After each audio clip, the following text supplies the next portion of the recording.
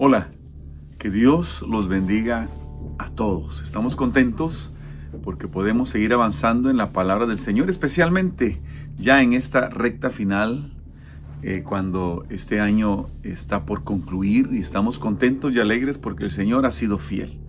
En cada momento y en cada instante de nuestra vida podemos testificar que la fidelidad del Señor es real. Y por eso a Él hoy le damos toda la honra y toda la gloria. Yo quiero que vengamos a un tema que no necesariamente tiene que ver con la Navidad, pero sí tiene que ver con la realidad humana. Y hay uno de esos pasajes que son impresionantes e impactantes, y es el caso de los endemoniados gadarenos. Vamos a ir al Evangelio de Mateo en capítulo 8, verso 28, en donde este es el único evangelista que menciona dos endemoniados gadarenos. Marcos y Lucas mencionan uno solo. Probablemente es porque se hace énfasis en el gadareno que habló. Entonces la perspectiva de Mateo probablemente sea la más justa, que eran dos, pero uno fue el que se comunicó con Jesús. Entonces, teniendo eso ya en claro, vamos adelante, en donde encontramos a un Jesús que tiene autoridad. Cuando tú y yo vemos cómo el Señor llega y no es Él quien busca a los gadarenos, sino que los gadarenos lo buscan a Él. En este caso, los demonios. Los demonios saben que Jesús está en la orilla y van y corren hacia donde Él está. Y es interesante, ¿no? Cómo los mismos demonios tienen que reconocer la autoridad de Jesús y someterse a ella. Cuando leemos este pasaje nos damos cuenta que los demonios le dicen a Jesús que por qué está ahí, por qué los atormenta antes de su tiempo. Y cuando lo saludan, el saludo que le dicen es: Señor, Hijo de Dios. ¿Por qué dicen eso los demonios? Porque los demonios lo conocían a Él.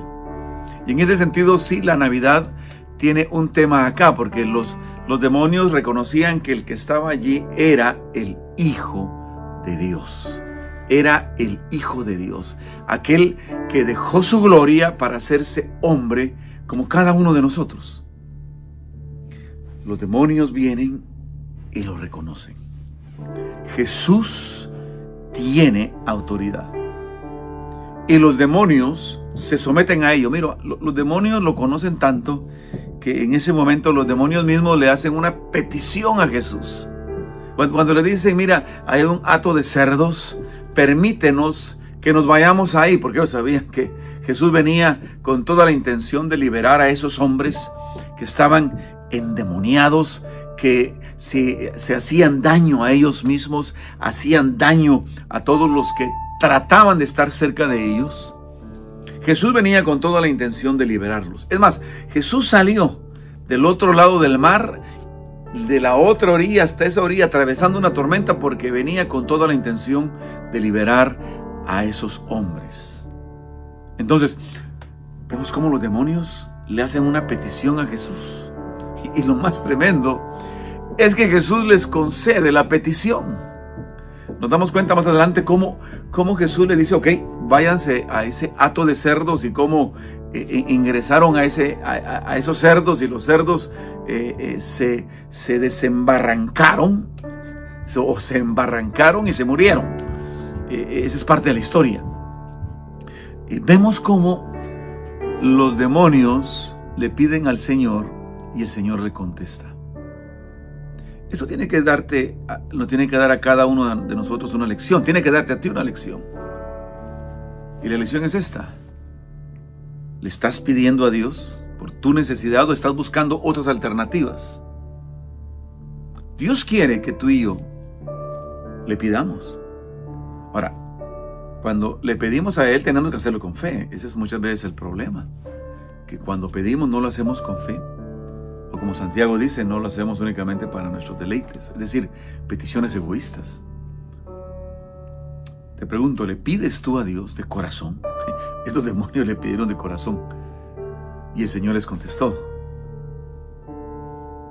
El Señor contesta. El Señor contesta cuando de lo que se trata es de liberar al ser humano de las cadenas que lo están atando. En este caso le contestó a estos demonios porque al contestarle a los demonios significaba de que esos dos hombres serían libres. Dios quiere hacerte libre. Dios quiere hacerte libre. Dios quiere que todas tus cadenas, todas tus ataduras sean rotas. Él lo quiere hacer y tiene el poder para hacerlo. Te pregunto, ¿vas a pedirle al Señor que te dé libertad? Dice la palabra que el Señor lo hizo. Y el Señor, ya dijimos, se trasladó de la otra orilla del mar, atravesando toda una tormenta. Una tormenta. Y llegó hasta la otra orilla. Es decir, el Señor estuvo dispuesto a hacer eso por estos hombres. ¿Por qué? Porque lo que más le interesa a Dios es nuestra salvación. Es lo que más le interesa al Señor. Lo que más le interesa al Señor es nuestra libertad espiritual. Porque Él sabe que de nuestra libertad espiritual depende todo lo demás. Mas buscad primeramente el reino de Dios y su justicia, y todas las demás cosas os serán añadidas. El Señor quiere darnos libertad. Porque sin la libertad que Cristo da, va a ser muy difícil que podamos cumplir esos propósitos que Dios tiene para nosotros. Dios quiere liberarnos. Dios quiere hacernos libres. Y Él, como dice la palabra, estuvo dispuesto a dejar su gloria. Y en este caso Jesús estuvo dispuesto a salir de aquella orilla, ir a la otra orilla, atravesar una tormenta para liberar a esos endemoniados. Jesús vino, dejó su gloria, se hizo hombre. Y eso es lo que celebramos en la Navidad, ¿no? La encarnación de Jesús, la encarnación de Dios. Él se hizo hombre por amor a ti y por amor a mí. Atravesó esa tormenta. ¿Qué fue su tormenta? Pues atravesó ese Vía Crucis, atravesó su pasión, atravesó y estuvo dispuesto a estar en esa cruz y dar su vida por ti y por mí. Y llegar a la otra orilla a través de la resurrección. ¿Para qué? Para traer libertad a tu vida y a mi vida. Es decir, el Señor valora nuestra vida. Tanto así que estuvo dispuesto a dar su vida y la dio por amor a nosotros, por amor a ti. Tú vales la sangre de Cristo. Tú vales la vida de Cristo, la vida del Señor. Entonces, la pregunta es si vamos a aprovechar eso. Yo creo que si tú me estás escuchando y eres salvo, claro que lo has aprovechado. Ahora, cuando leemos este pasaje nos damos cuenta que no todo el mundo va a valorar la vida como la valora Jesús. Es más, el ser humano, nuestro gran problema como seres humanos es que no hemos aprendido a valorarnos.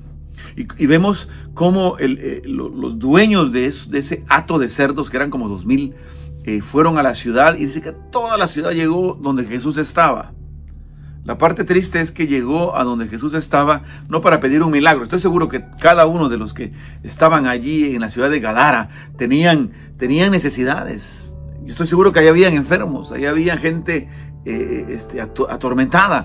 Y ahora tenían a Jesús que recién había hecho un milagro del cual todos estaban y eran testigos. Todos estaban conscientes del milagro de Jesús. Pero llegaron a Él y lo más sorprendente es que ninguno de ellos le pidió a Jesús que hiciera un milagro en sus vidas, sino que llegaron a Jesús y lo que le pidieron era que se fuera. Le rogaron, como los mismos demonios le rogaron a Jesús.